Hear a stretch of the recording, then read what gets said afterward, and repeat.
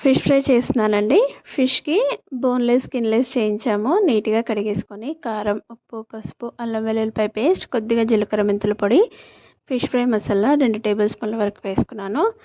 కొద్దిగా ఆయిల్, నిమ్మరసం, కొద్దిగా ఫుడ్ కలర్ వేసి ఇలా ముక్కలకి బాగా పట్టించాలి. టైం ఉంటే ఒక హాఫ్ అన్ అవర్ ఫ్రిడ్జ్‌లో పెట్టేసుకోండి. లేదంటే 5 మినిట్స్ తర్వాత ఫ్రై చేసుకోవచ్చు. ఫిష్ ఫ్రై మసాలా లేనప్పుడు మనం వేసే స్పైసెస్ కొద్దిగా ఎక్కువ క్వాంటిటీలో వేస్తే సరిపోతుంది. ఇలా వేగిన తర్వాత ఇంకో వైపుకు తిప్పేసుకోవాలి. రెండు వైపులా వేగిన తర్వాత పైనుంచి కొద్దిగా కరివేపాకు వేసుకోవాలండి.